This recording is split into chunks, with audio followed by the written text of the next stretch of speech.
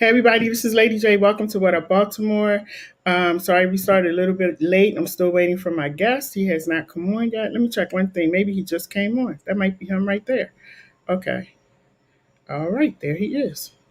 So I'm going to take two of my guests out for just a minute so I can introduce him and I'll bring you guys right back.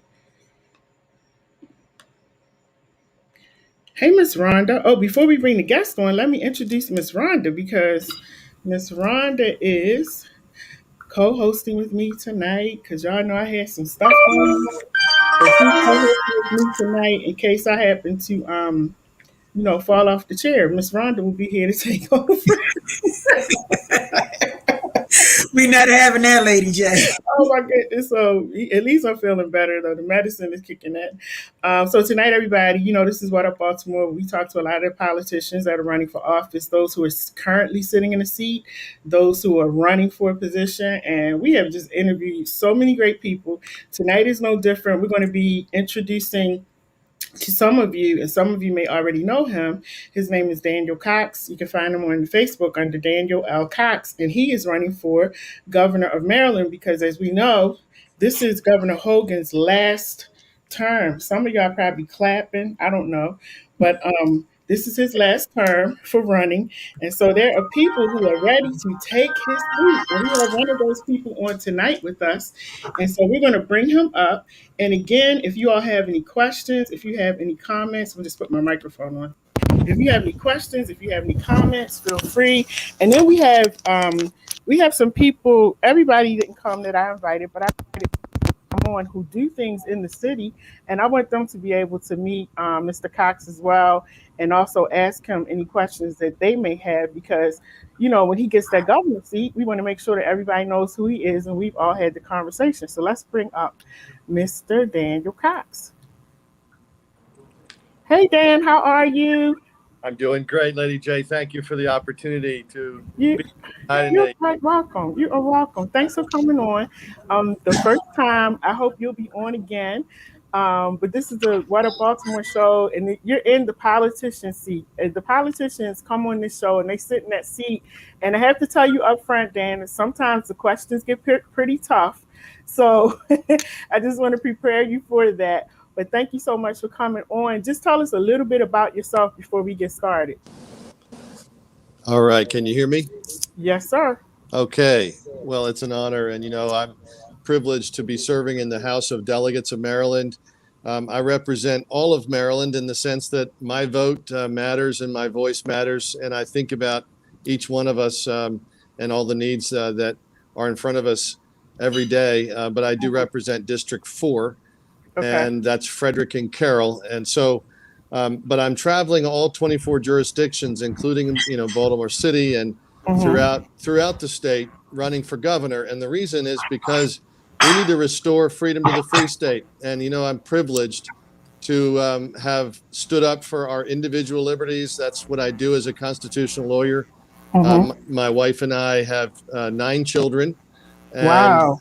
We didn't get in politics to be politicians. We got in to support and uphold our values, our family rights, our rights to education and parental guidance of our kids, and hopefully keep Maryland great. That's the place that we grew up in, fell in love in, raised a family in, and this is our home. This is a great state. So, but right now I'm the only candidate for governor that believes that your right to medical privacy and medical freedom is your right, that no government should be experimenting on anyone.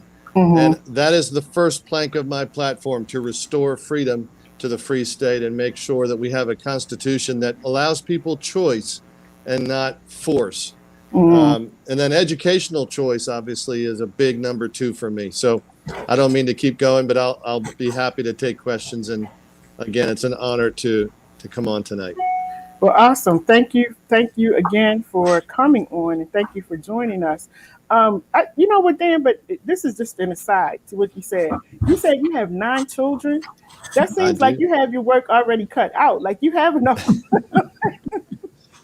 Well, we have 3 that have flown the nest. Okay.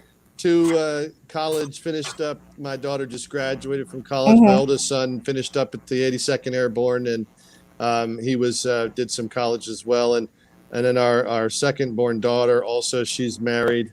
So we have six at home. And Wow. yes, Wow. it's a hand. We also homeschool. Oh my But goodness. we're very involved, and we teach our kids to be involved. The best of our ability to help out our community, to kind of guide our community. There's a Bible verse that says, I think it's Jeremiah or Isaiah. Forgive me, I Mm-hmm. can't remember the reference, but it says that to pray for the peace of the city, and the place you live. Mm-hmm. But then Mm-hmm. it also goes on to say, and work for it. So Right. Right. we Yeah. find ourselves doing what we can to play our part to try to help out in this great state. That's awesome.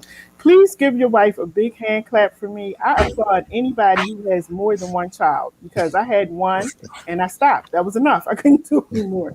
So please applaud her and give her a hand clap. I will. My special guest host tonight is Miss Rhonda. She. Let me tell you, this lady right here. She's an educator. I hope you all get to talk off, off air, because she is amazing, and she's an educator in the Baltimore school system, and she's one of those educators who is totally, like, I mean, totally sold out to the children. So I wanted to bring her on because I wanted you to meet some of the great people in Baltimore, to see, what they're doing, the work that they're doing in the city. Because when you get in your seat, I want you to know who the people are that you'll be talking to, in It's my Baltimore. So, Miss privilege. Rhonda, I'll let you take it from here and say what you want to say to Dan tonight. Well, My thank you, privilege. Lady J. Hello, Dan. It's a privilege and an honor Hello, meeting Rhonda. you. I Likewise. am Rhonda McKinney, and I am the Community School Coordinator at the Great Reach Partnership Community School in Baltimore, Maryland. Many people know it as the old Lake Clifton. So thank you for joining the show tonight. I know Lady J and I have sent out many flyers about tonight, so questions have been coming in. I have people email me questions to ask you on this night, so I hope you're ready. Sure thing. What Fire away. the citizens of Baltimore want to know. I love it. Right, I right. love it. And I just a real quick background. I was privileged to work for 3 years with my law partner in East Baltimore. So Okay. I love the city, and it's an honor So to that's be Mm-hmm. here where with you. our school is located in East Baltimore, right off of Okay. Harper Road. All right. Right. Mhm. Awesome. And so I have two more people. I had some more guests that I invited, but they didn't come on. So we're done guests at 9 o'clock. So if you don't come before 9, I'm sorry. But I'm going to bring up two other people so we can get the conversation started, and you might know them, because these people seem like they know everybody. So I'm going to bring them up. But we have Miss Christina Flowers. I don't know if you know Christina, but she is the homeless advocate for Baltimore. And I mean, she is absolutely amazing with our homeless Thank you. population. And she's like, well, I'm not going to say she is a one woman show. She's a one woman show. And so she's on. I wanted to bring her on so you can get to know who she is, because in your governor's seat, that's going to be one of the hot topics in Baltimore is homelessness, our homeless population, our school system, and we have Yes. other things that are going on. I invited Mr. Steve Copeland. He has his own organization, and I'm going to ask him to tell you about. I had a couple other people who are not on yet. Maybe they'll join us, so we can have this conversation. So, Christina, I'm going to let you get started, and introduce you to Mr. Daniel Cox. He is running for governor of Maryland. Hi, Christina. Well, good evening to you, sir. Good Welcome, evening. welcome. Thank And you. always thank you, Lady J, for giving us grassroots the opportunity to share on your amazing platform. I'm glad you're feeling much better Thank this you. evening. You definitely been Thank in you. my prayers. Thank you And very much. Mr. Cox, we definitely looking forward to having a conversation with you about various things that is very pressing in Baltimore City. I am a homeless advocate and a minister as well under the leadership of my spiritual father, James McEachin. So we have a lot of interest in our city when it comes to the vulnerable population and those that are underserved and our unsheltered street homeless individuals. Um, we have a very challenging time in our city right now, also when it comes to engaging our political entities, the governor as well. We've taken an accountability interest in our city when it comes to that population. So we just look forward even to a fresh outlook on how we can engage our grassroots entities better. We look for a better opportunity to bring our resources to the table for solutions. We currently operate 2 apartment buildings and about 4 different properties where we do housing first. We are an independent entity. Myself and some of my partners basically deal and specializes with encampments. We work very closely with encampments. We work very closely with the unsheltered, chronically Mhm. homeless individuals. And we do various of programming with them and just make sure that their day-to-day needs are met. Right now, we are pressing and advocating for our new vouchers that have come into the city, and as they get distributed, just having Mhm. some accountability that these vouchers can go to some of those individuals who have endured shelters and different programs for so many years to be able to access them because they're emergency vouchers. And as Mhm. emergency vouchers, we would like some people that's been dealing with some emergencies to access them. So that's our newest project right now, dealing with homeless services with that. But we, some of the newcomers that we have gotten within homeless services, they're looking for a lot of diversity. They want a Mhm. difference than this same old continuing method when it comes to the different programs. So we have been having some good, engaging conversations moving forward with really ending homelessness, starting with the streets first. So I look forward to that being an interest of topic for any of our new leadership coming up, Excellent. especially extending from Baltimore City. Thank you. Thank you for your good work. That's And excellent. yeah, and then I don't know if you're aware of when she had it was the bridge encampment, I-83 encampment, where they were living under the bridge, the home, and she was living under the bridge with them. Wow. It's just an amazing story. So again, I hope you and Christina get to talk offline, and you can get to know about her Wonderful. because it's a real need in our city, and our homeless people are suffering, and they just go unnoticed. And I keep saying it shouldn't take one person, Yes. to try to do all of this work alone. So this was the reason I wanted to bring her on because we're really looking to our leaders now, people who want to go into leadership to Right. really step up and help out, and show Yes. us, give us the help that we need in our city. Like people want to be helped. It's not that they don't want it, but the resources are there, but somehow they're not going where they need to go.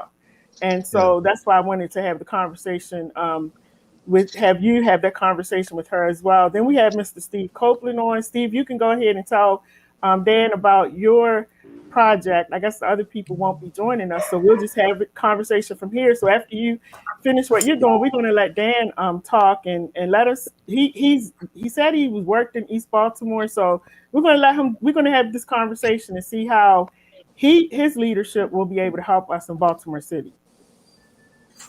Hey Dan, Sir, how you good to been, meet you. buddy? I'm doing well, thank you, Steven. It's good to All meet you. right. So you remember me, right? You look so familiar. Yes, you do. All right. I just want to tell you this. I was forced to come out to Cambridge. Oh, yes, yes. Okay. Ah, and I want to tell you. I listened to the guy before you, and I think he's a governor. And I forgot his name, the older gentleman, but I got a picture of him. Anyway, this is what I want to say. He was talking about how I'm gonna say his comrades are against him because of the work that he is doing, and he was talking about Dan the same way. And I'm like, I felt like they my brothers, right? And the reason why I'm saying that, Dan, because what I got from him that night is y'all are fighters. Y'all Yes. are fighters, and you fight against a lot of the politicians that don't want to do the right things, and that's what I got out of that. So I had a conversation with him once he came off the stage because I'm like, I need to get to know him, and I Yeah. need to get to know you more. Now, I'm a no nonsense person. I do not play. But my goal is Christina Flowers explained a lot because that's where I'm at too. I normally deal with families, husband, wife, children, stuff like that. Mhm. So my goal now, and I really don't want to mention a lot of the names of the people that I'm working with, Yeah. but we have this building right now, and I'm with a contractor who's going to go in. And when I say building, I'm at the warehouse. The contractor going to go in, and we're going to redo that warehouse. So I will be leasing out a space later for businesses. I will talk about it a little bit more later. But now, not only that, um, I'm trying to watch names, right? I went to I went to a meeting the other night about this building that takes care of everything. We do everything my heart and my desires for the multi-purpose center for the inner city youth, all of that. This lady that has this building passed away. So my goal is to push her vision even further. So I'm sitting down in the basement in this what was it?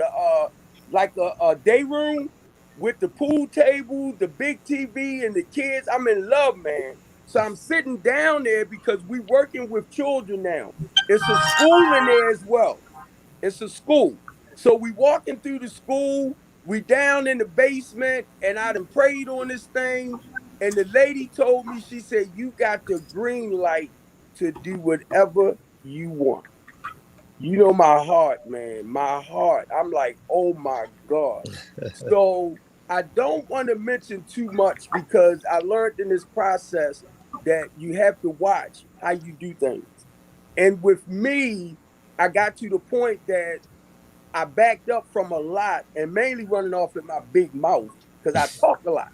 So I had to back up, Dan. And a lot of the work that you are doing and the gentleman that spoke before you, that's my goal is to go behind our politicians. Whatever they're not doing, my goal is to go get it done. So what happened, God has truly been guiding some awesome people my way. Got a house right now for some people that I have that reached out to me.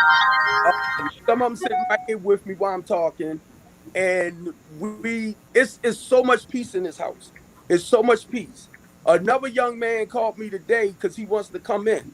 So I'm like, okay, do you want to share the room with somebody or you want a room by yourself? He said, I want a room by myself. I said, come on, we'll talk tomorrow. Now, Dan, it's a lot. It's a lot. I went to get your number that day when I seen you down at the school board. I came late, remember? I Yes. went to yeah, I wanted to talk to you to let you know the great things that we're doing. Same with Christina, we're doing in Baltimore City. I'm getting ready to do a lot in Forest Park, and not only Forest Park, South Baltimore. Excellent. So, and it's basically working, doing everything, man. My heart, like working with the children, working with the adults. Yeah. I have a mental health program that takes care of all my houses. I don't Wow. have to do too much. They call my clients, they do what they do, and I love it, man. I love it. So for that, I'm gonna kind of shut up. Well, thanks All for your right. work. Thanks for your work. Thanks, Dan. Awesome. Um, if you guys, if you have your, please turn your phones on mute too, because we're also on the radio right now. So please make sure your phones are muted.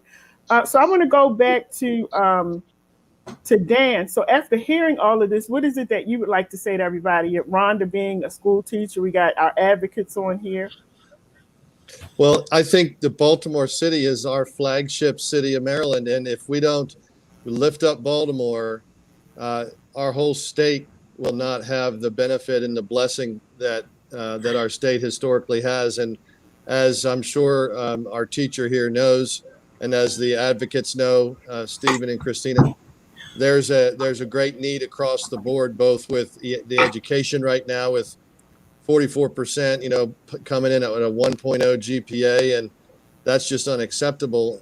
So to empower the community to have an improvement in the schools is important, and I would love to hear some ideas about that. I know that some of the ideas I've had as a state delegate and also as running for governor is to expand school choice and to allow those dollars to go with the child, so that if you have a particular school that's doing well, the parent can just move the child there rather than have them continue in a system that doesn't reward the process of educating the child. And I know that some cities are doing this. I've heard, I'm not very familiar, but I've heard that New York City, for instance, has figured some of this out, and is doing a little better of a job, it seems, with some of the way of utilizing and empowering teachers to get the job done.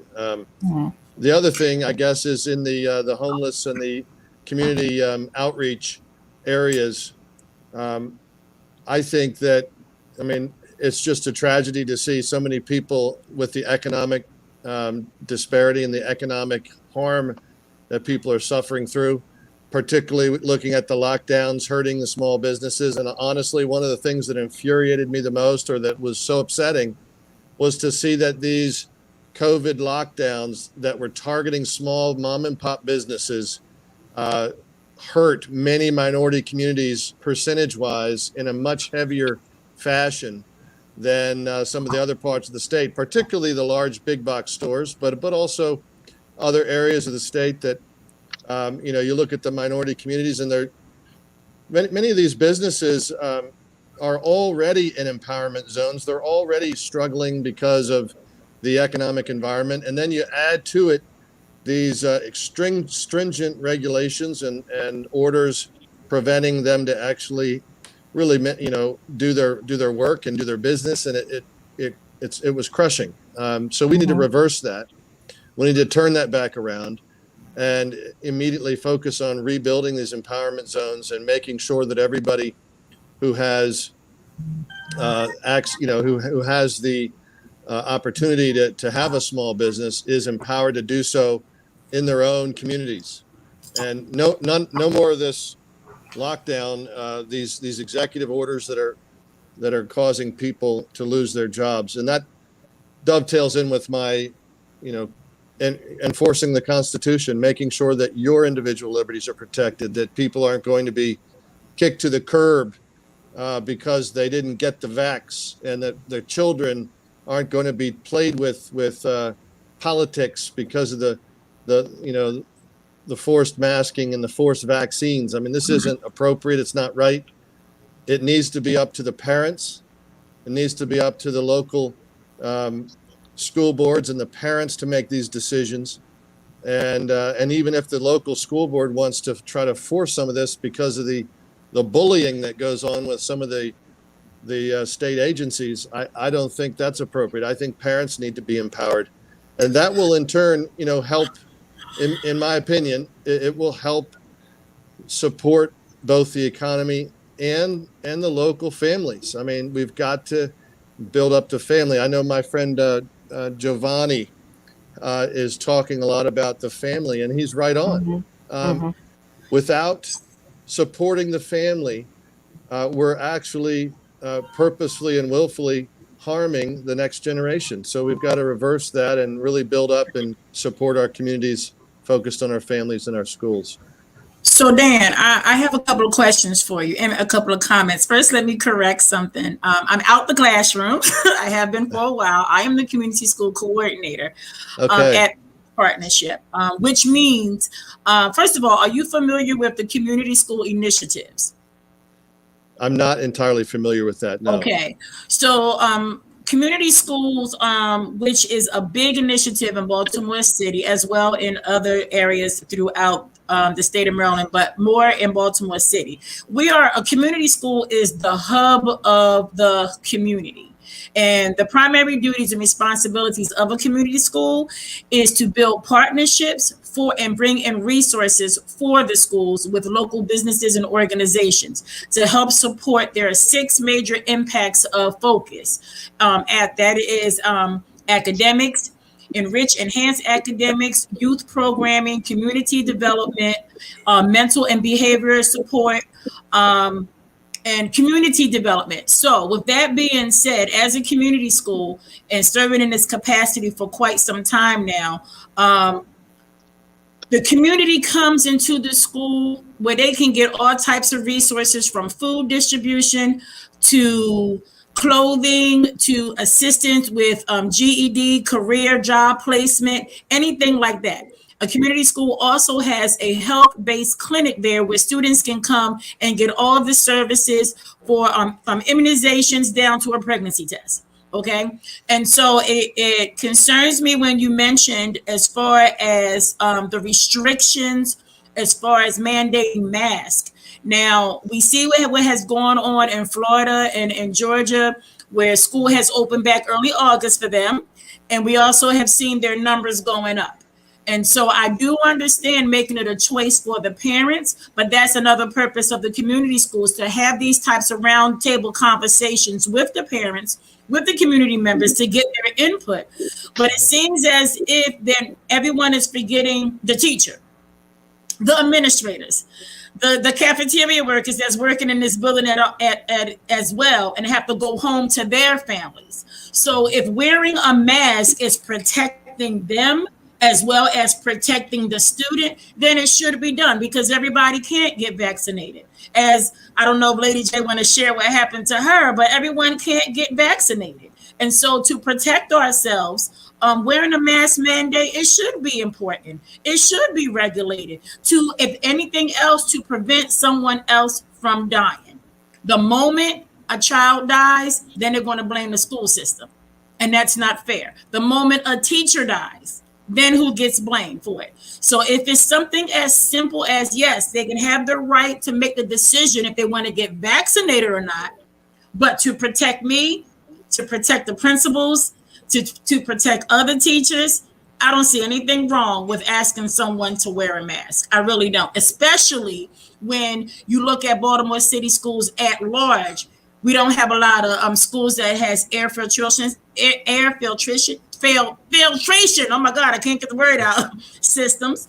Some of these new 21st century buildings, the window does not open, so there's no air circulating. So now you imagine having a class of 35 students. You don't know where they've been for the past year and a half. You don't know what they've been exposed to. And so if they have to wear a mask to protect themselves and to protect me, then I say they have to wear the mask.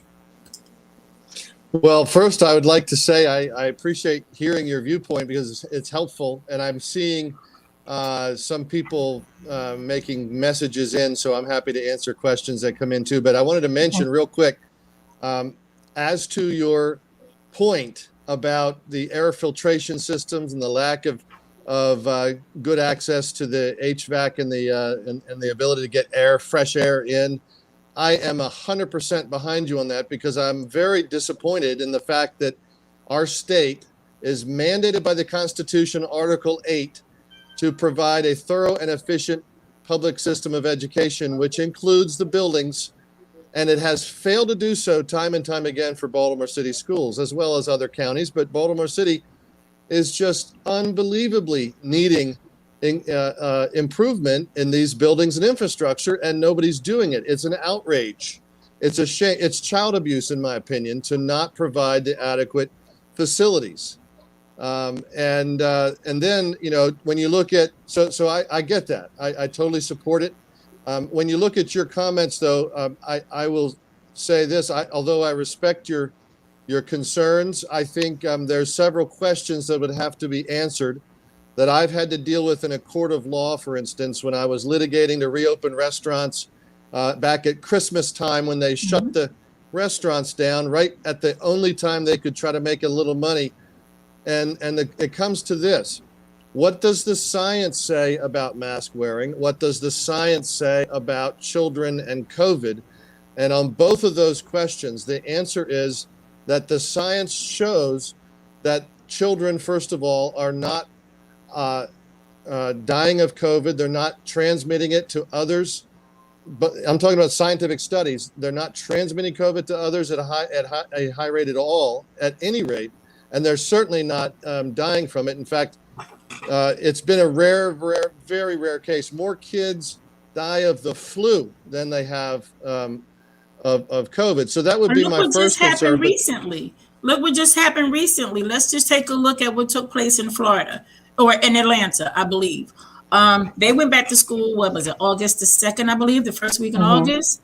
And young 12-year-old girl went back to school, contacted COVID. She died the next day. well, Like that's that, my and I other understand what you're saying about that's my other point. science. And yes, let's look at science, yes, but also let's look at reality, what we're seeing. These Well, that's numbers or what this variant is increasing, and it's increasing with young people.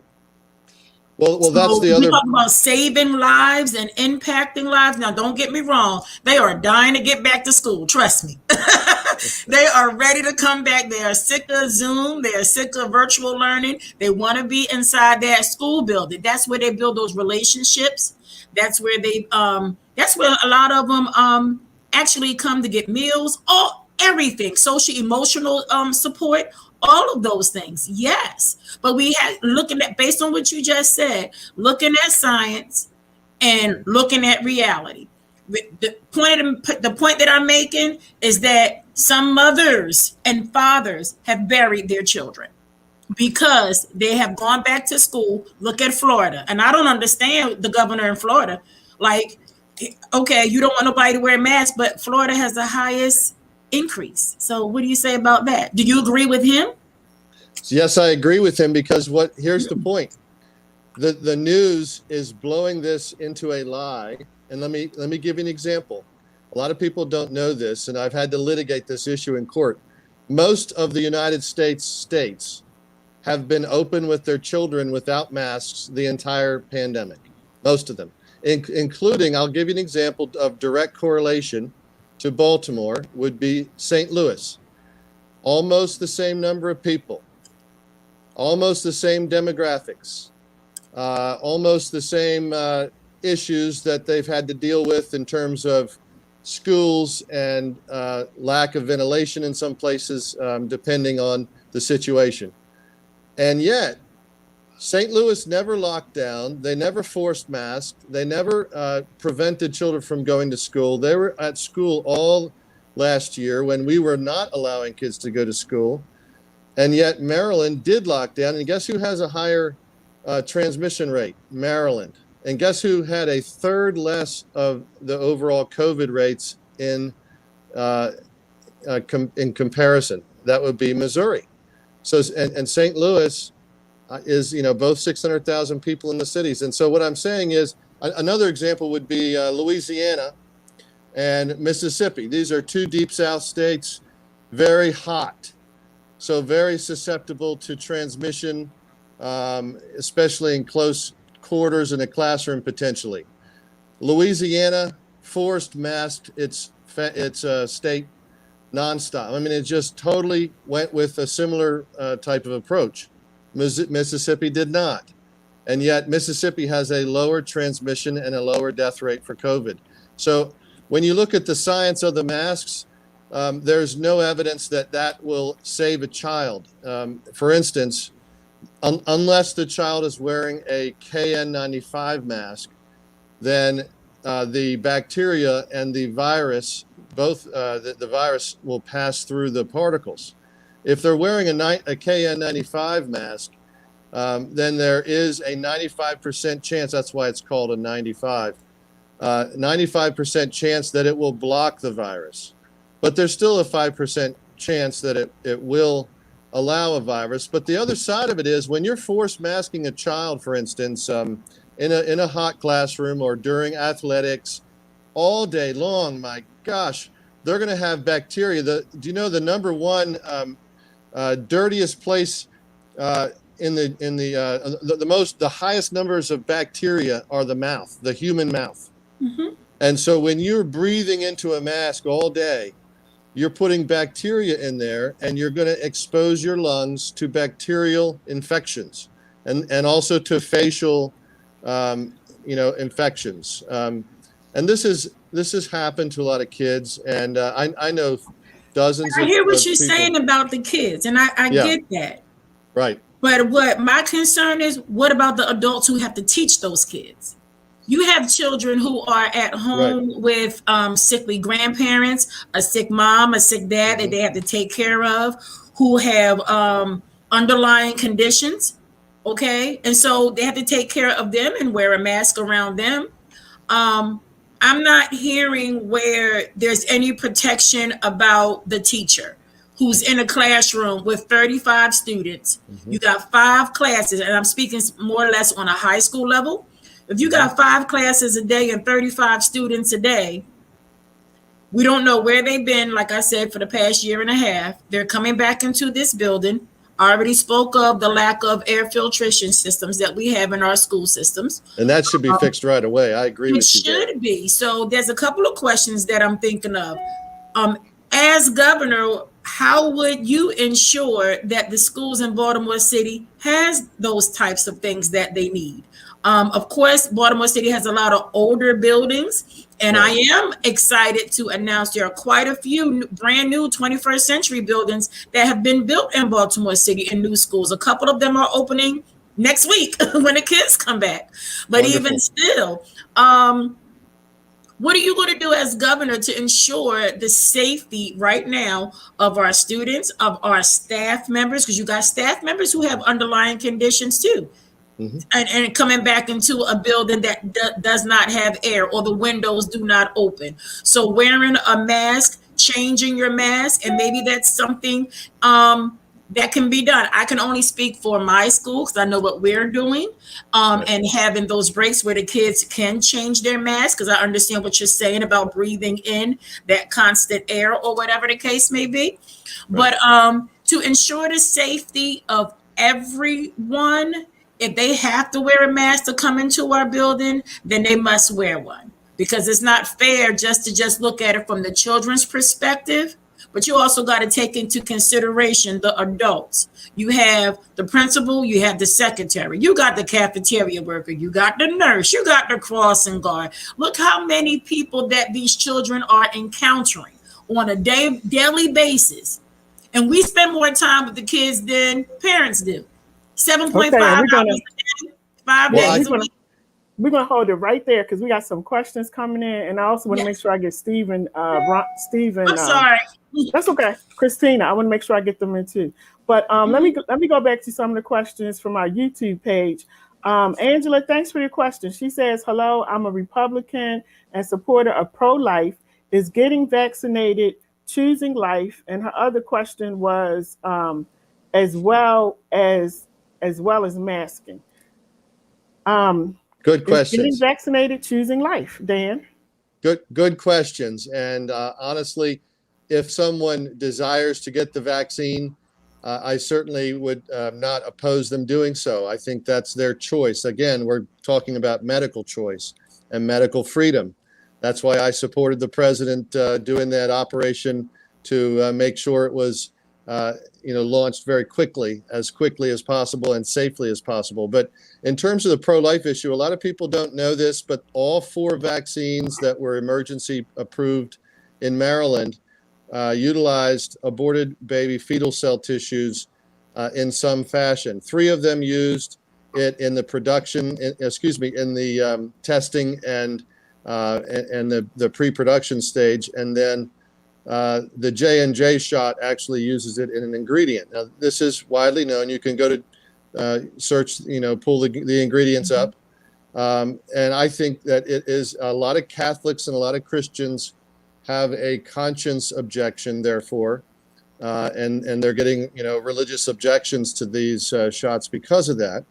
But certainly there is also some ethical discussion from some Christians who say that, that it's not necessarily unethical. I would come down probably saying, from my point of view on that there is no reason to be testing and developing vaccines with any kind of aborted baby fetal cell tissue, because you can get the stem cells now from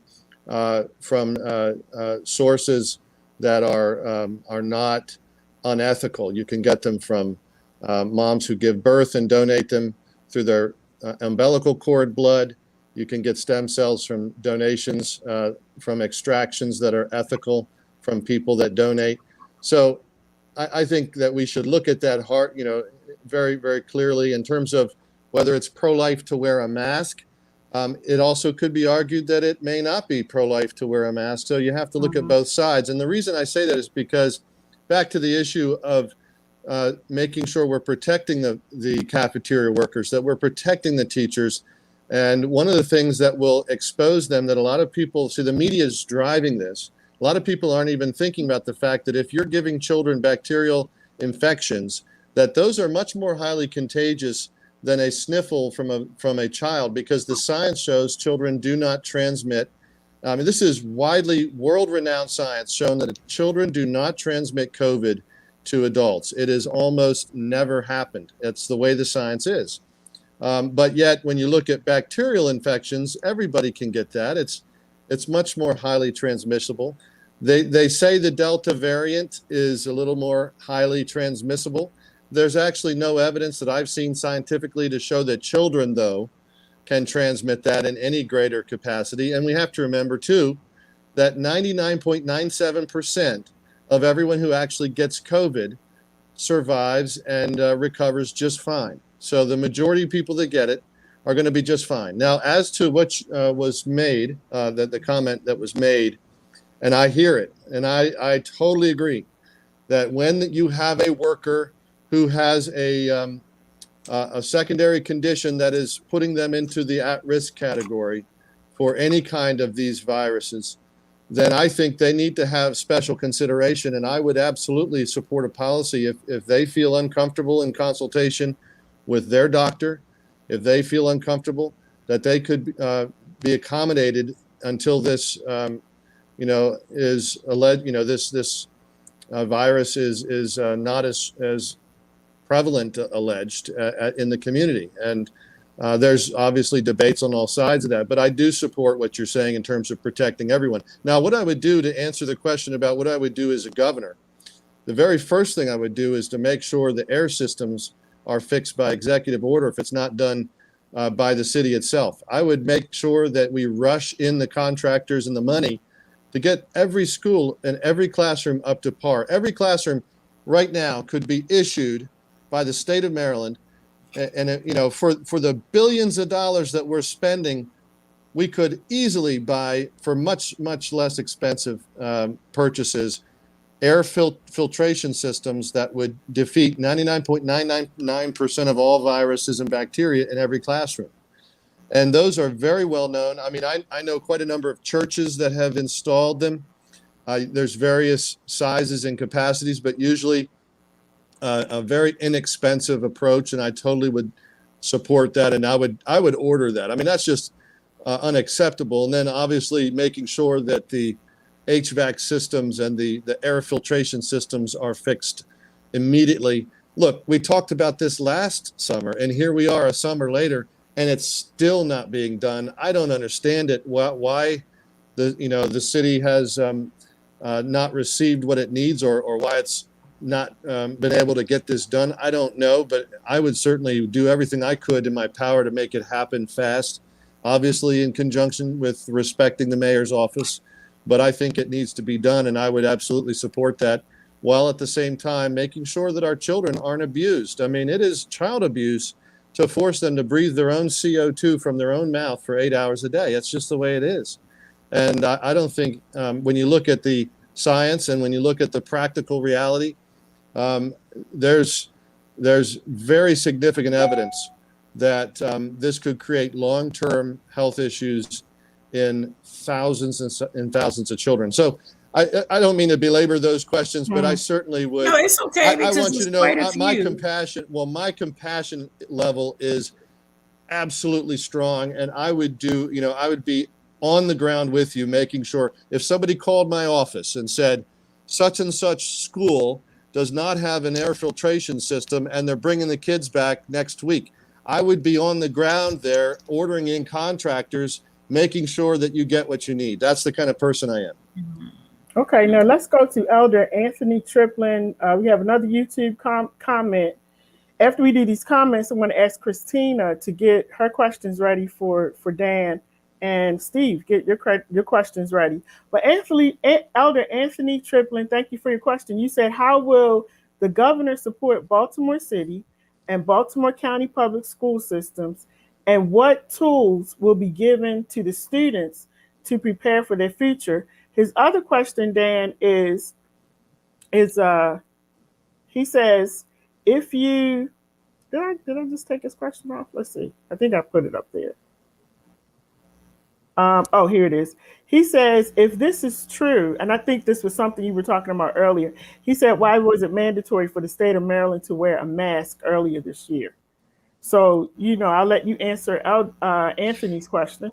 Well, Elder Triplin, that's an honor. I would say, as to the mask issue, that's one of the reasons why I've been working hard to fight those issues. I have litigated the issue in court. We have evidence that we've submitted that showed that putting a face cloth over your face like that it actually inhibits the way God made us to breathe. It could lessen your health, and I know that those who are forcing this cry outrage. How dare Dan Cox say such a thing? This is about people's health. Well, if it is about people's health, then let's have a debate and let's look at the science. And I'll tell you, I was in the room last year to answer the question with the health director of Maryland briefing 42 delegates. And I asked her, why is it that with this pandemic starting, why aren't they requiring masks? And she said these exact words: because masks do not protect you from this virus because the virus particles are too small, and they don't protect anyone else. So I said, well, okay, if that's the science, then that's it. That was in February 2020. On April 15th, the CDC and the governor changed, and they ordered that masking be done. This was something that became a worldwide phenomenon. And the idea was, well, maybe, possibly, it stops a little bit through, if somebody were to sneeze, for instance, it stops the droplets. Well, I think we all know that we need to train our kids to cover their mouth when they sneeze. So I would agree with that. But to say that that breathing itself, that our existence with our nostrils and our mouth is a danger to others, is, first of all, as a Christian and a pastor's kid, I don't see that anywhere in the Bible. I think God made us perfectly. We're fine with breathing the way he made us. But secondly, in terms of science, there's nothing in science that demonstrates that actually is true, that by breathing normally, when you're healthy, when you're not exhibiting signs of sickness, that you're somehow infecting entire crowds and rooms. That's just not the science. In fact, the closest thing they had in the courtroom, the closest thing that they came to in the court when we litigated this to reopen the restaurants, was they said that there was a study out of South Korea where one person that had COVID, okay, so they were exhibiting signs of being sick. They sat in front of a fan, and the table across from them where the fan was blowing, also ended up getting COVID. Okay, so the theory was then it can be transmitted through the air blowing a fan. Well, it turns out it was a high-powered fan, and there's no evidence that study can prove that it was the person that was exhibiting any sickness that caused the other person to get COVID, because it could have been a utensil, they could have touched a doorknob, they could have been at the market. There's so many factors that we have to remember that factor into how you transmit viruses to one another, and how things can spread. And I think if we're being careful, we're washing our hands like everybody knows to do, and we're making sure we're not sneezing in each other's face. And if we're sick, and here's the key, people who are sick, especially when there's a serious virus, should consider that and stay home and self-quarantine. That's the reasonable approach. But we've never in the history of the United States, or really the history of the world, quarantined or locked down or force masked the healthy. And that's the difference. But Now, Okay, now we Lady J, got can I just say two things, and I promise you, I'm not going to be long. okay, I hold on just one want to say, second. yes, Hold ma'am. on, you hold on one I second, because yeah, I and want to make sure, because we have I people didn't answer the comment, and I tools. always want to make sure I get them involved. Quick question for you, Dan. Carla, thank you for your comment on YouTube. Carla says you're still a Trump supporter, particularly after 1/6. That was from Carla. And then we have RMH. Thank you for your question from YouTube saying, I did contract tracing for 6 months. There were so many outbreaks in school because of COVID. Outbreaks due to sporting events where people were not wearing masks and so on. And she says, um, we encountered cases who were asymptomatic, not wearing masks, spreading COVID without knowing. Wearing a mask decreases your chances of COVID, period. It's called safety precautions. You want to say Well, anything to RMH? I would thank RMH for the input, but saying period doesn't make it any more true. The science does not demonstrate what this person is saying, except for potentially KN95 masks. Like I've said, there's nothing wrong with people who are concerned. If they've been vaxxed and if they have a KN95 mask, why are they concerned about children having, the ability to spread to unvaccinated? If the vaccine does what they say it does and protects you, and if the KN95 mask protects you, then why are people afraid? It's because of in my view, it's because of the misinformation and the fear mongering that's going on in the media. And that is spreading lies, lack of truth, and causing people to truly be afraid. And I respect that. I totally get that. It's easy to be afraid when you're seeing things that aren't true on television. But the facts and the science show that the children do not spread the virus. And this asymptomatic, that is not supported by the science. People say that that's the case, and they try to demonstrate it, but it's never been shown to be scientific ever in the history of viruses. It's always upon the onset of sickness that and this is what doctors have always told us, right? You get a sick note to keep your kid home from school. If your kid is exposed to someone, you watch them to see if they come down with it. And you don't abuse the child by pretending they're already sick. There's actually a disease called Munchausen by proxy where you impose sickness on people who are healthy. I've litigated that in court as well.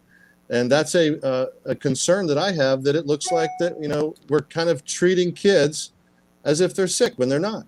So that's a concern. And, I understand that there's this individual RMH that disagrees. And she said you're reaching, Dan. She said it's not child abuse and you are reaching. Well, let me tell you, from a perspective of having 9 kids and also representing 130,000 people in my district, thousands of parents say it's worse than that. They are furious. The fight is going to every school board. Just look around the state and see what's happening. There's these hundreds and hundreds of parents popping up. In fact, last year when they shut down Frederick County schools, for instance, and decided not to reopen it, even though most of the country was open and kids have been in school for a month with just, no issues. I mean, for instance, I traveled out west, Missouri, Indiana. They all went back to school like August 2nd.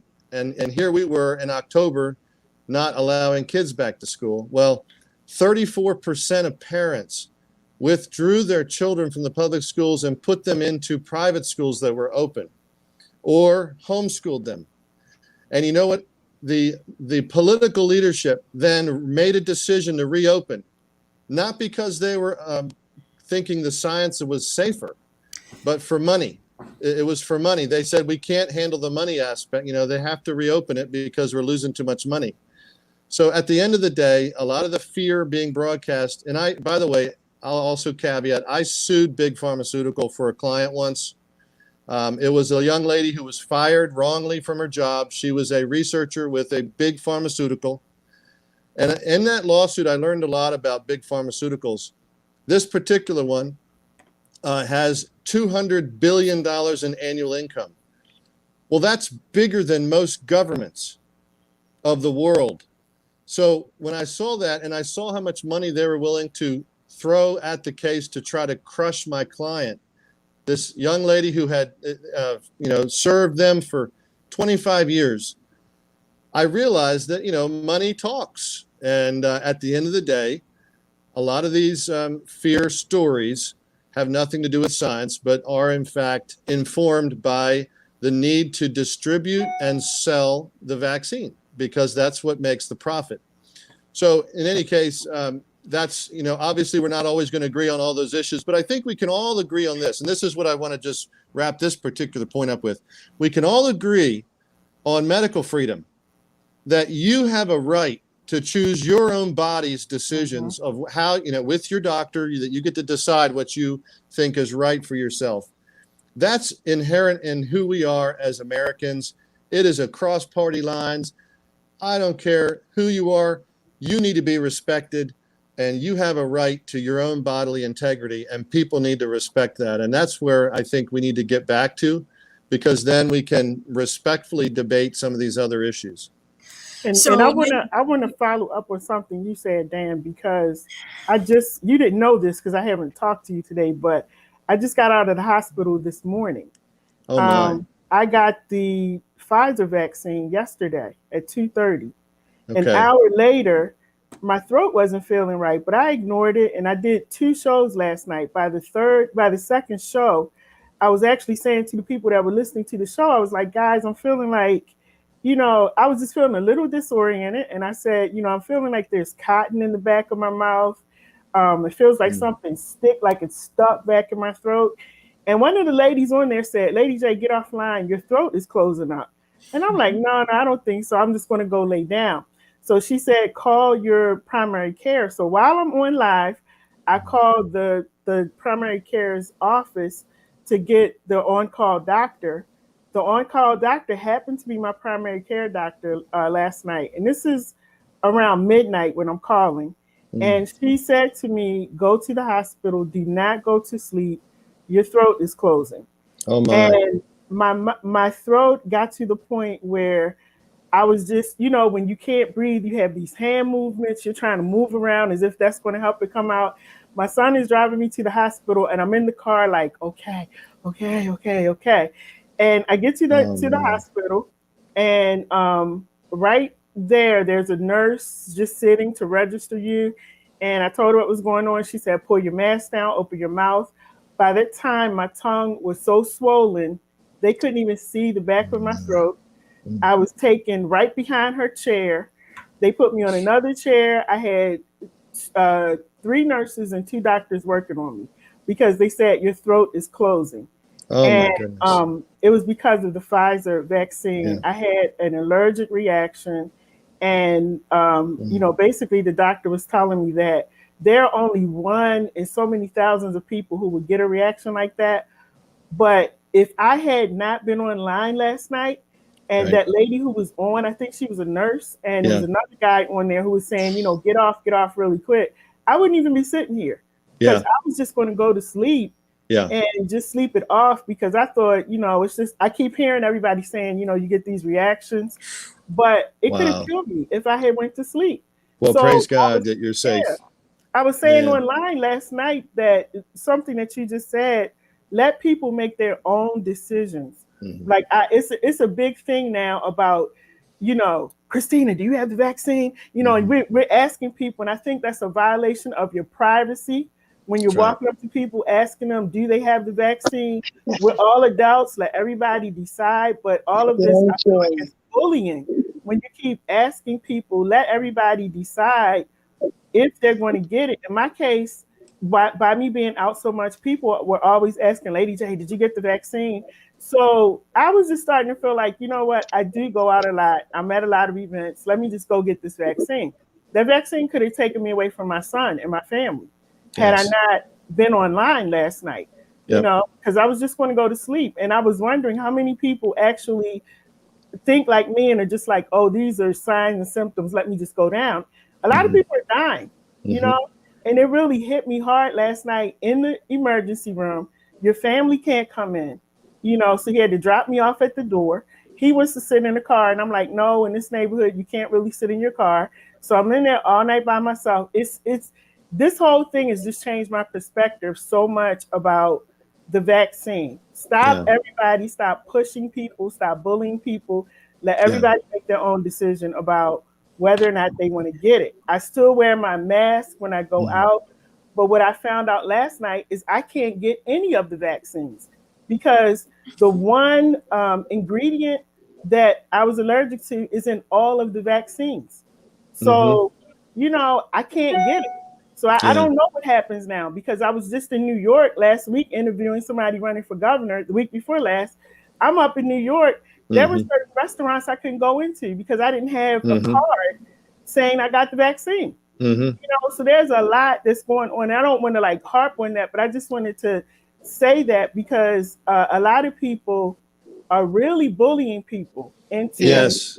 get the vaccine or you can't be around me or my child can't come over there. We can't do this. And we just have to stop because people are dying. And it Thank really you. hit me last night. Like it hit me hard. And Yes. now, I didn't want to take my medicine before the show because I don't know how it's going to affect me. But I have like 3 different medications that I'm on for the Mm. next week because I have to make sure that this thing doesn't flare up Mhm. again.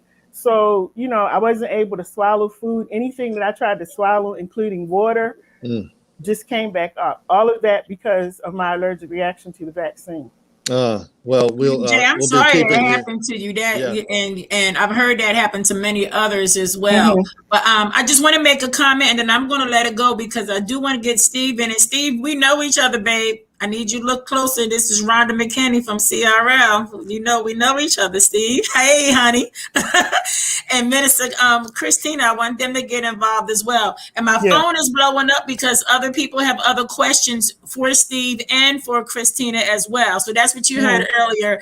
People were texting me some questions. I just want to end, if we can, with this segment about the COVID, is that Dan, I too am a firm believer in the Lord Jesus Christ. And God teaches us to exercise wisdom. So if that means for me to be safe to wear a mask, I'm going to wear a mask. I understand your point in saying God did not create us with masks and to breathe on our own. Yes, he did, but he also taught us in his word to exercise wisdom. So everyone has their freedom of choice. So That's right. I want to live to see Jesus. And so in order to do that, if I have to protect myself and wear a mask, I will do just that. And And then that's also, I do understand your point in reference to, I have to agree with RMH as far as reaching and child abuse. We need to really not, in my opinion, wearing a mask is not child abuse.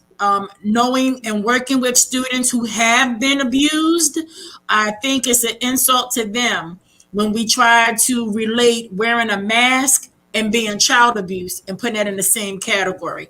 I think that's very hurtful. Knowing personally young people and adults who have been abused as a child and want to correlate that to wearing a mask.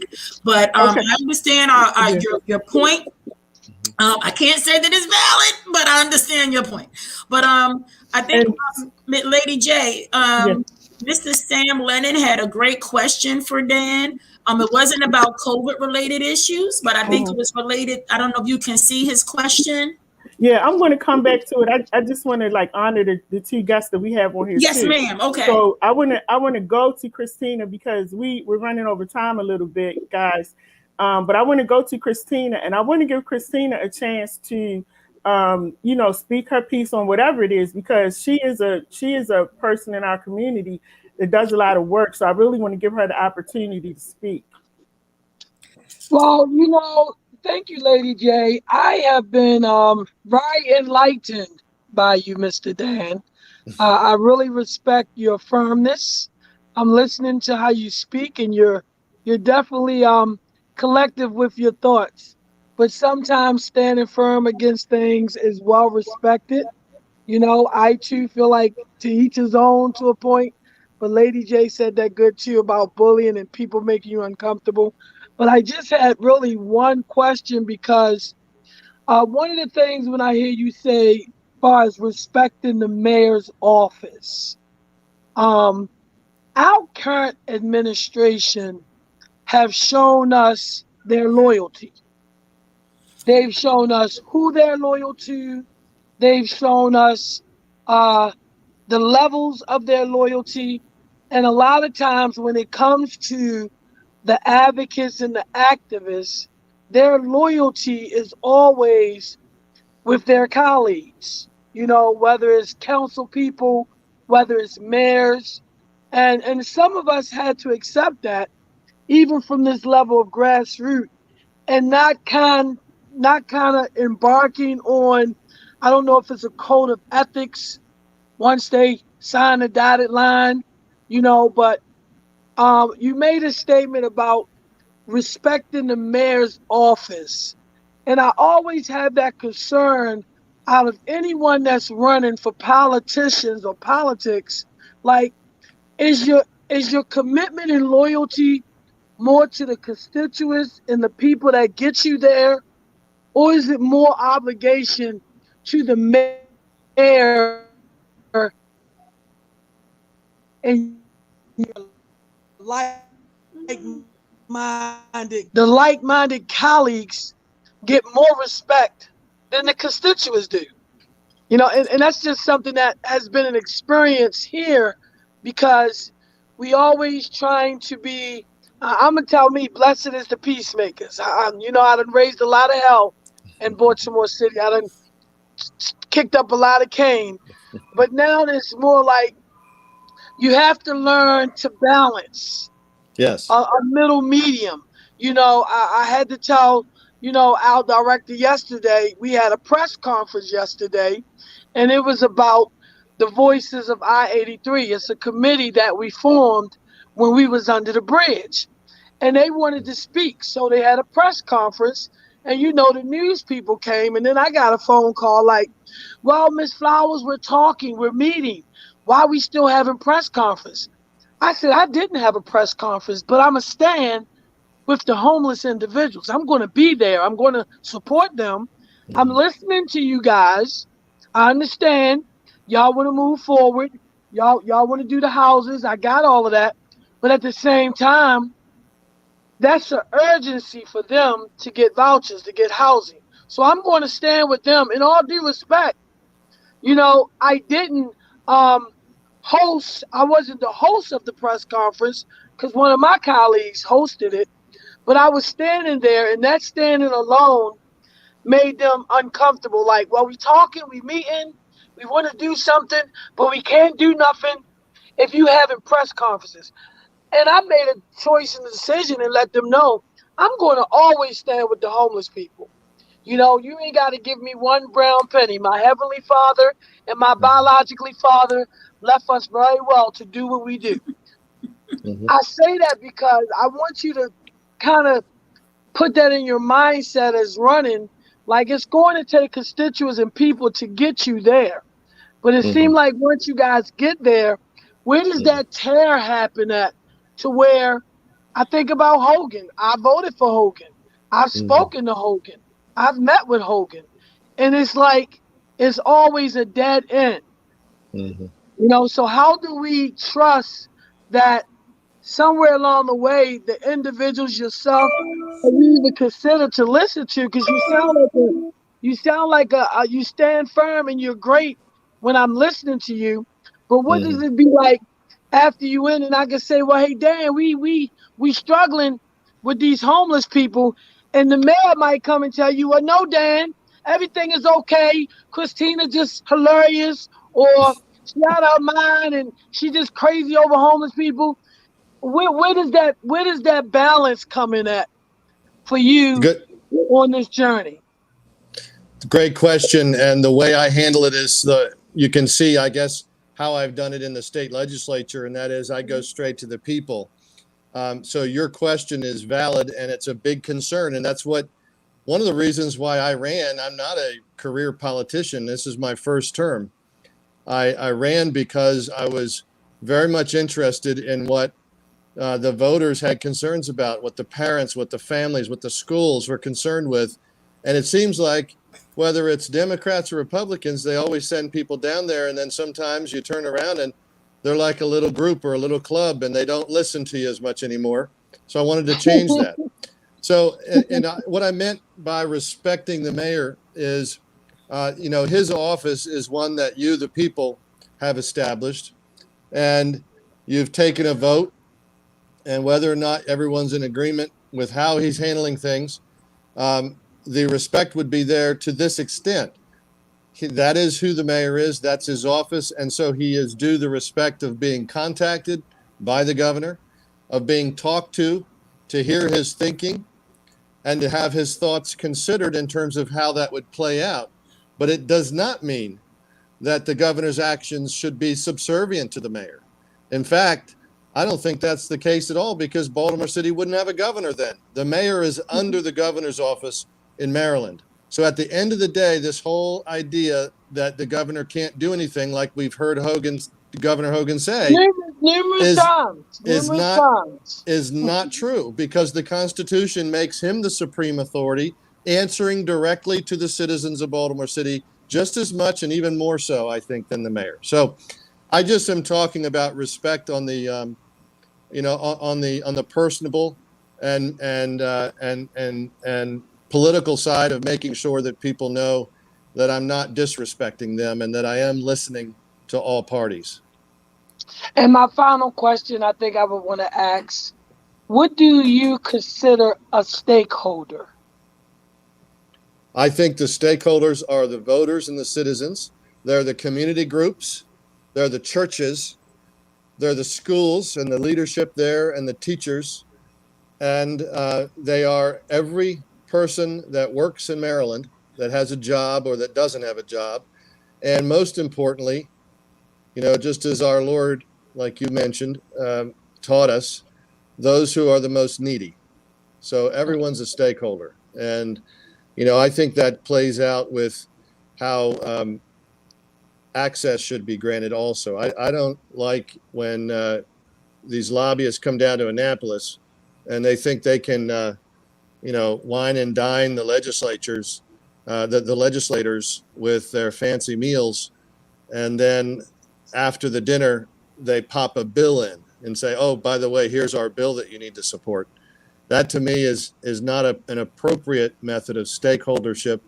I think the better method, and I respect the lobbyists because they are trying to do their job in many cases, but a lot of times it's all about money, and it's all about the interest of a particular group that is very focused. That is helpful. It is absolutely important to hear, and I'm all for participating in that. But at the same time, we need to have an approachability of our elected officials that allows for the average citizen to also have a voice, and to make sure that they can come and have direct answers. So one of the ideas that I had discussed and mentioned on the campaign trail is opening an office in the governor's office that would be kind of like an office of consumer protection or an office of consumer interaction, where Marylanders of all backgrounds could directly reach out to the governor with their problems and complaints. Not that the governor can resolve all of these, but in many cases, the governor and his staff can actually act as a helper to guide the person, a mediator to guide the person in the right direction, or to solve the red tape. And I mean, I do that already in the legislature, and it's amazing how much we get to do that's, very helpful and exciting for people with just a phone call or with doing something that really, allows people to realize that something should be fixed. And if that's the case, then how much more would the governor's office be able to do for the entire state? I think that's what, and instead, we see like in the Kerwin bill, the thing that really upset me the most about it was this super board that they claim is going to help the process. But at the end of the day, I did a chart, and you can see it on my Facebook. The chart of the super board has like 5 levels for the citizen to go through before they can get their issue resolved. Well, that to me spells potential trouble for the average mom and dad who have an issue that has to be resolved in the school, for instance, whereas right now they can go and make an appeal. They can go up to their school board, make an appeal, and that can go straight to the state board. And, I think it would be made even better to bypass all of these red tape boards and have an office in the governor's office, right there in the governor's office, that can help mediate or direct traffic or try to resolve some of these issues that can be resolved. Thank you, Dan. Wow. All right, Mr. Steve Copeland, you got questions for Dan? I know you have a question. Not really. I'm surprised. I wore him out. I'm just,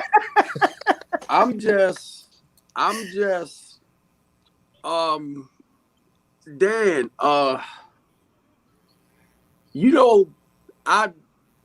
I'm proud of you, Mackenzie, because you was talking about the community.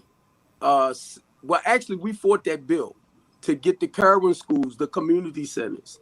So just to hear you talk about that's what y'all doing, I'm like, thank you. Because we had got the bill passed and found out they didn't have no money. So to know that y'all have the community school going where you at, I'm like, thank you, because that's what it does. But Dan, I'm going to say this, right? I'm trying to be careful. I do not vote. I have not voted since Barack. And I'm going to tell you why. Because I'm so busy fighting. Yeah. Well, you got to change that, brother. Yeah. No, I'm going to tell you why. Because number one, where we come from, your word is your bond.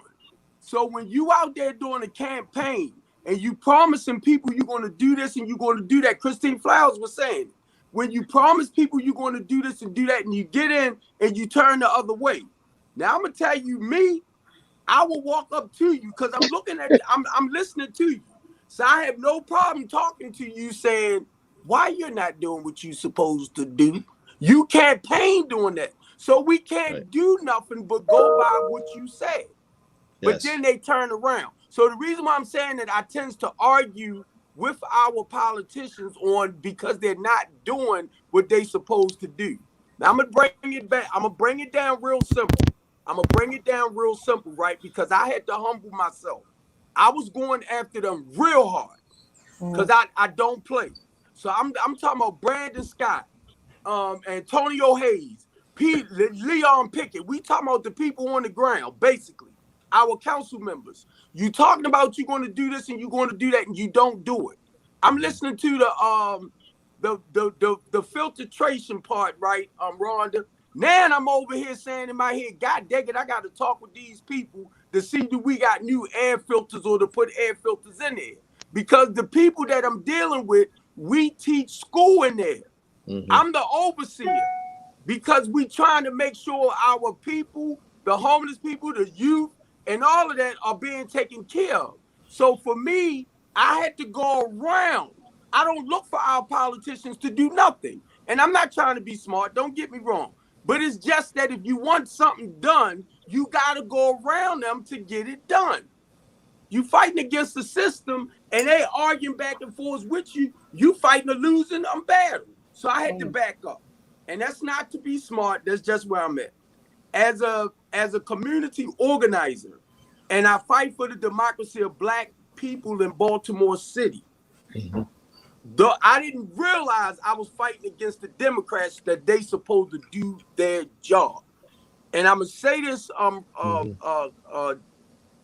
Christopher Anderson, right, reached out to me. And I know you know Christopher. Oh, yes. Christopher, because he know I do this. Christopher said when the 8 Black Republicans was running, Christopher Anderson reached out to me and said, "Will you come over here and help us fight?" Now, I ain't gonna go too deep in it. That's how I met a lot of y'all. That's how I met a lot of Republicans. Y'all party too. But anyway, y'all are some partying Yeah, people. they are. I'm telling you. So look, I told Christopher, because you know this is a Democratic city, I said we will get them suckers a run for their money. And I'm talking about dealing with Giovanni, Right. Tim. I met so many of y'all, man. Y'all, I mean, the sad part about it, they really want to do some work in Baltimore City or do right by the people. Yes. But the Democrats fight them so much to do the right things. And when I Yes. met them out park, and I'm talking, I was the only Democrat at that time sitting out there, right? And I'm listening to everybody. I'm like, oh my God, where y'all been all my life? I fell in love with them. They said right here. I said, oh my God. So I've been running. I mean, Dan, I love you, bro. I Thank know you. where your heart is at. Yes. And be honest with you, if I do decide to vote, it will be you. Well, Because I thank you. know you are a fighter. I know what I heard that night. I had about 3 meetings that day to go to meet people, right? Money Yeah. wise. But all of a sudden I jumped in the truck and we came out Cambridge. Yep. We came out there, man, and I'm I really, love. really proud of you. And I just Well, want y'all to know he's a fighter. He's more I appreciate conservative than me. But him, and I cannot think of the other guy's name, but I talked with him. He had just finished talking and you came up after that. And when I heard him say that how people turn against him because he tried to fight for the people, and he talking about his own comrades, I said, it. Yeah. that's a man after my own heart. And they were That's right. saying the same thing about Dan. Dan trying to do what is right, y'all. I'm telling y'all. But I see how they fight against you, bro. And that's what I thought about me.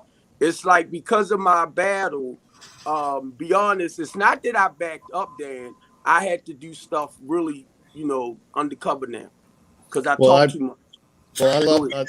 I love you. I appreciate what you're doing, and it really is. That is my heart. I want you to know something. My background is not a party person. I am a somebody who works, for all people, and I Right. care. I care deeply. My dad's a past. Uh Ooh, oh, we lost him. ooh. Oh my goodness. Well, I want to jump in, and I do want to say that, for those of you who couldn't make it to his event, I was fortunate enough to be invited to the event to cover the event. It was very nice. I was impressed with him, and again, we have to respect people where they are. We have to respect their values, what they believe in.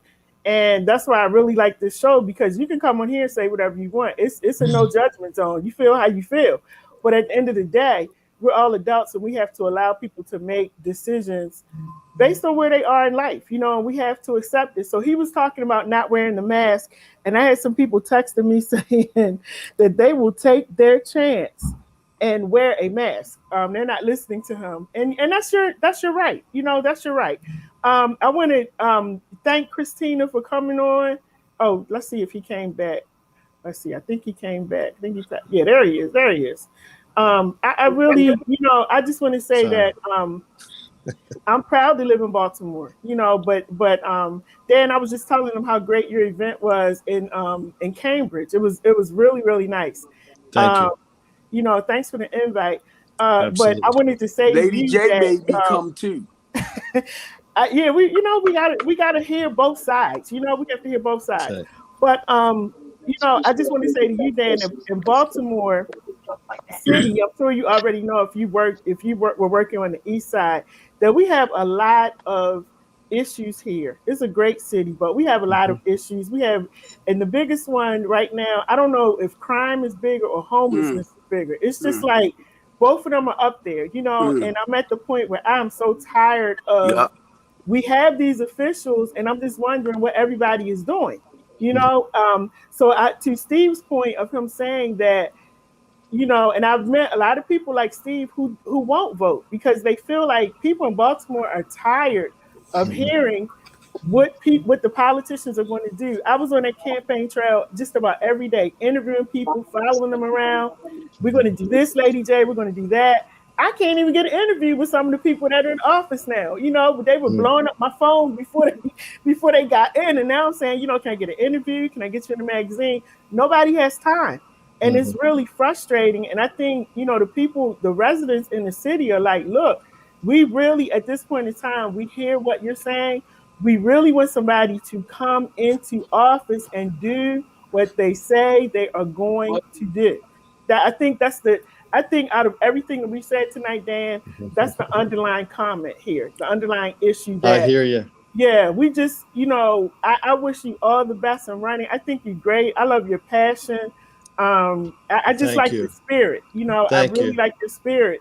And, if you should get into office, I just hope, and I say this to all of the politicians, I hope that you don't forget us. Don't No. forget that we're out here, and, we are losing kids like every single day, Dan, every Yes. day. Like, I hate to say it, but probably as we're talking right Yeah. now, somebody's getting shot. You know, Mm.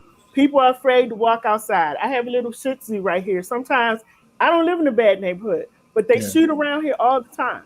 Yeah. I have to open the door sometimes, let my little Shih Tzu run out by herself because I Mm-hmm. hear gunshots and she has to go to the bathroom. Mm-hmm. So it's like we live in a city Mm-hmm. where we can't go anywhere else. We have to be here, but it's to the point where you feel traumatized after a while. You feel Yeah. stuck, and you feel like, is anybody listening to what we're saying? Because we keep having these same conversations over and over and over Right. again. So Right. I think, I don't want to speak for other people, but I've interviewed enough people and talked to a lot of people. There are people who won't, like some of the people I invited. Thank you, Christina and Steve, for coming out Yes.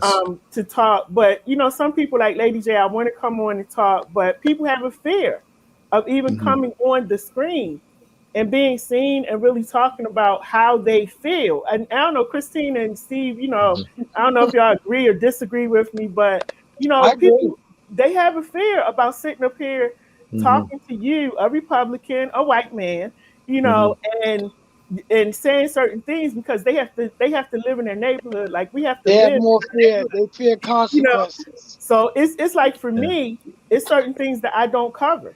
People send me a lot of stuff, but for the safety of myself, for Mm-hmm. my son, even being in the media, I know that there's certain things that I don't touch and I don't talk about.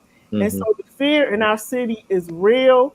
And again, I just hope, I wish you all the best. I hope you win. I hope you get that seat.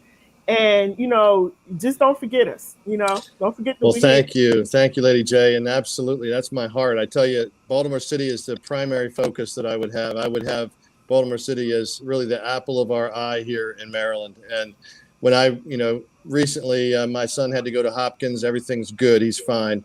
Mhm. But when we drove through later and went through, I noticed the homeless sleeping on the bench. Mhm. And behind the homeless were the words, "the greatest city in America." Mhm. Mhm. And I thought, what a photograph. I didn't take the photograph, but it broke my heart.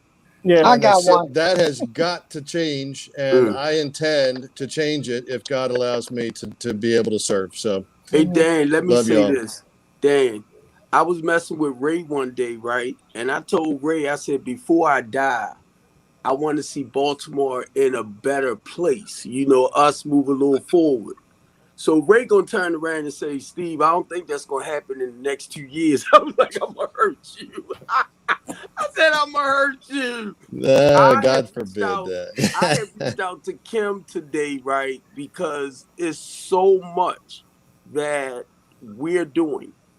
And I want Kim to sit still and do a lot of the stuff that she was talking about for Baltimore City. Mhm. Mhm. So I talked with Marcus too, and Chris Anderson was there. I said, look, right now, I'm telling you, I got some great people behind me. I'm looking at these two projects we get ready to do. We get ready to clear a whole warehouse where we can have a workforce program in there for our young people. I'm Hmm. getting ready to reach back out to Win, because Win do a die. I mean, Win is a foster care place because I want to bring the kids in. My whole goal is our youth too. So the program I'm with now, or the people I'm with now, they have 50 kids that they mess with, right? As far as in the system. And the lady says she has a waiting list. I said, a waiting list? So anyway, I got some people that's going to come in and take care of that. But my Wonderful. whole vision and dream Mm-hmm. is to help our city get turned Mm-hmm. around. Even with the shooting, Mm-hmm. I got a friend on my team that talks to the gangs. I'm like, thank you, Mm-hmm. because every aspect of what we need to help turn this city around. And I carried my little blue thing with me, right?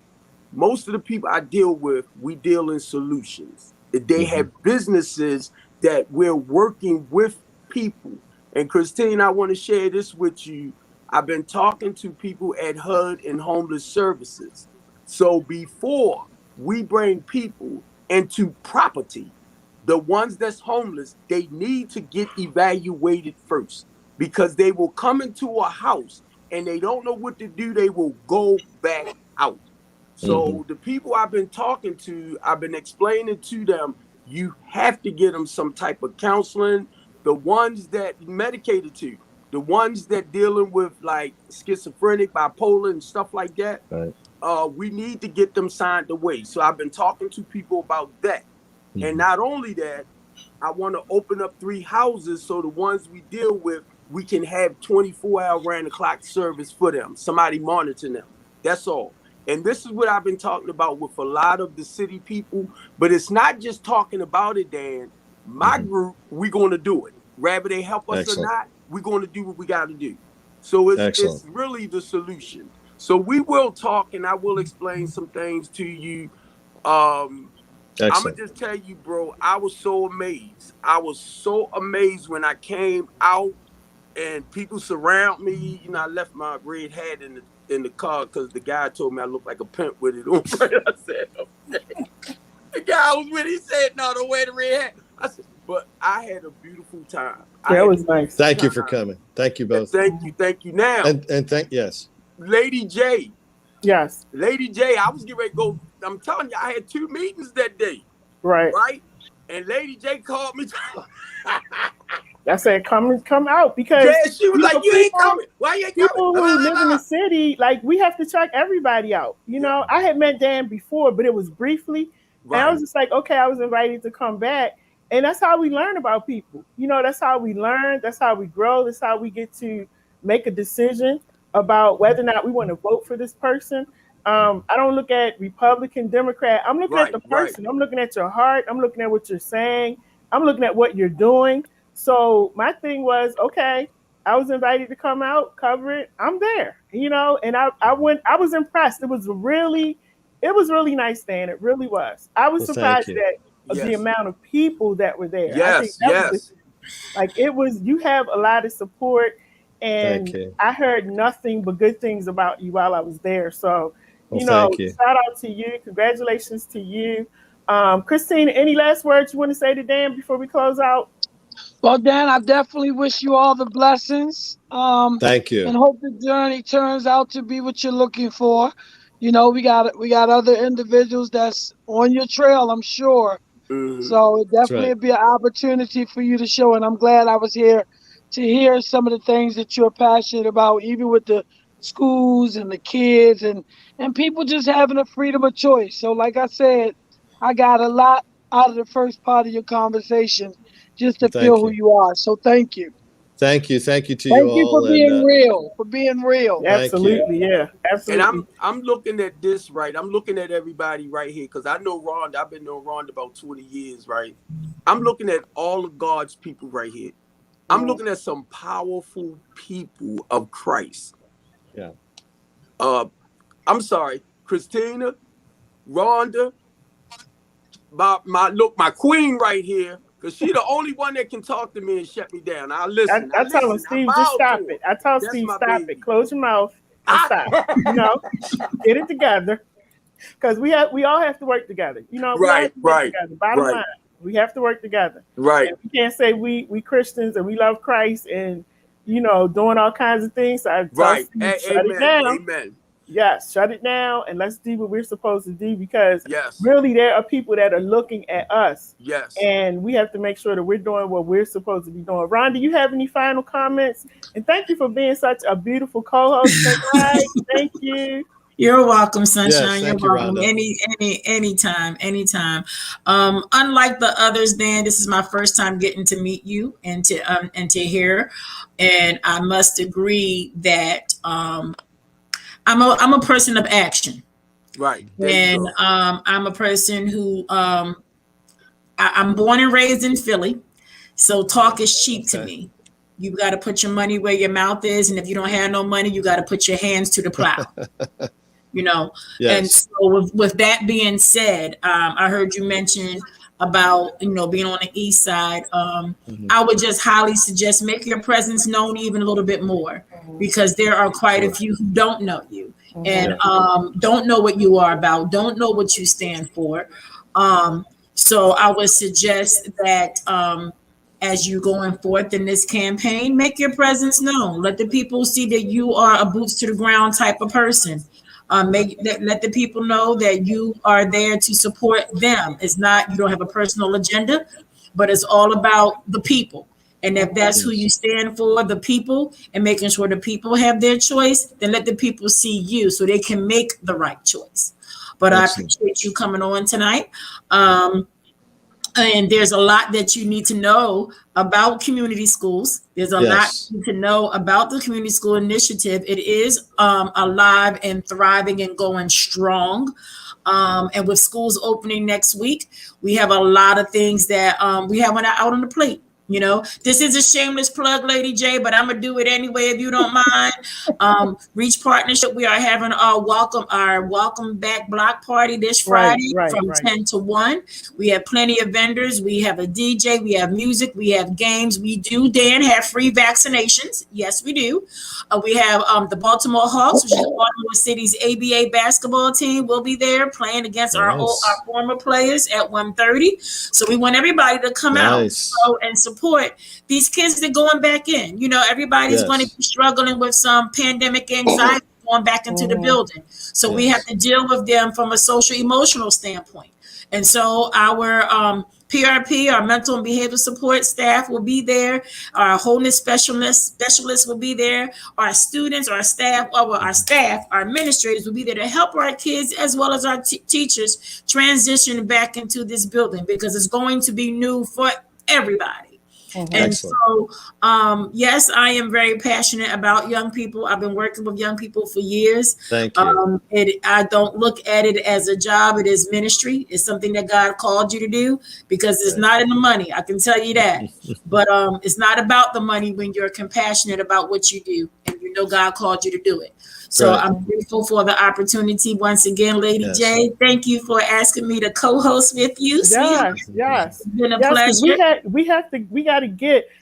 Steve Copeland always talks about the heavy hitters, the heavy hitters. So Dan, these are some of the heavy hitters in Baltimore that Thank you're you. meeting tonight, and all of these people can connect you to so many people. They have a long reach when it comes to knowing people and connecting you to people. So I hope that all of you will exchange. And Christina, tell Thank them you. about your show, because you could probably, you guys can talk after this is over, but tell them about your show so he can listen into your show too. I actually do WLB 1010 AM on Thursdays, then from 2:30 to 3:30, and All it's right. about a lot of homeless initiatives and building leaderships in Mhm. Baltimore City. So you are Excellent. definitely always welcome. Thank you. Yeah. And So it's what's the just time again on that? It's Thursdays, 2:30 to 3:30, Thursday, 2:30 to WOLB 3:30. 1010 AM. Excellent. All right. yep. And anyone who wants to reach out to me can do so at dancoxforgovernor.com. That's dancox4forgovernor.com. And I just thank you all for the opportunity. I think you guys are beautiful people. The work you're doing is essential, and all my best to you. Thanks so much, Lady J, for having me on. You are welcome, Dan. Please don't let this be your last time. Right. This Sure show thing. is always open to you. Thank you. Um, and anytime you want to come on, have Sally call me. We can set it up, or we can meet in person. Dan, I'm so glad we did not. We were supposed to meet tonight, and I was actually going. I was getting the Pfizer shot, and the plan was to get my shot and leave and go, and we meet up in Virginia. Right. And I had a hotel because I said, I'll just stay and hang out. And I'm so glad God just worked it out. When she called and said, we got to do virtual, I am so happy because I would have been sick in Arlington, so things just work out. And I'm glad we were still hope you're able better. to do the show. But like I said, have her call me, and you are welcome anytime that you want to come on this platform. Thank you for taking all of those hard questions because this is a show where people just say what they want to say. That's but great. Thank you so much for being on here. And can you tell me again how they can reach you so I can put it in the comments? Sure. It's dancoxforgovernor.com. Okay, Dan Cox for governor.com. That's right. And they can email me at dan@dancoxforgovernor.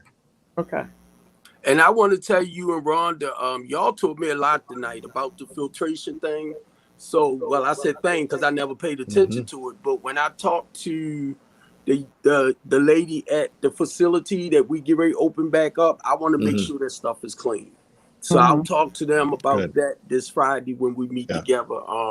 Y'all just really blew my mind with that one with the school thing, So thank y'all, Rhonda and Dan. And I try to still wear the mask and stay 6 feet and stuff like that, right? It's almost like a habit now because we've been doing it for over a year now. Yeah. So it's a habit, and I'm a hugger. So a lot of times I'm like, oh, that's right. We can't. Yeah. But it just hits you. It's almost listening to y'all. And it made me think about the homeless people that's out there that nobody tends to pay attention to. And they're, they suffering. So I'm listening to you, Rhonda, talking about like, what about the teachers and things like that. And the more I heard you, I was looking at like people who really don't have masks, can't get masks, or don't take this serious. So I'm telling y'all taught me a lot tonight. Well, good. Well, thank you again. Thank you so much, everybody, for those of you who were on YouTube watching. Thank you for, I was getting comments from people who are on the radio listening. And again, Rhonda, Dan, I think Christina, her thing went out, and Steve Copeland. Dan, we want to get Steve to vote this year. Steve is going to vote, okay? Yes. Steve is going to vote. He should never have said that. Right. No. Said it live. Said it live in front of people. Lady J, can I ask a question? Sure. One of the questions that were in the chat that was geared towards Dan, is it any way possible that we can type them up and email them to him and have him respond, and that way we can go ahead. I'm sorry. All he has to do, all you have to do, Dan, and I'll send the link. Actually, you can go to YouTube. You can go to the YouTube page. Okay. And I'll send that to Sally, the YouTube page. And all you have to do is just go back and you can answer the questions right there. Great. I was trying to put it on your page, but I wasn't able to link it to your page. But yeah, you can go to the YouTube page and you can answer all the questions right there, all of the comments on there. Thank you so much. Thanks, everybody. All right, guys. Appreciate it. Well, everybody have a great night. Please You do the same, Lady J. Yes. Get some rest. I'm not voting. Yeah. Get some Steve, rest. We will talk, Steve. You're voting. Everybody have a great night. My name is Lady J. This is What Up Baltimore. We'll be back next Tuesday with another show from 8 to 9 o'clock. We ran a little late, and thank you guys for staying late to have this conversation that was needed. Have a great night, everybody. Good night. All right, great. Good night, Joe. Good night. Good night. How do I cut this off, Mike?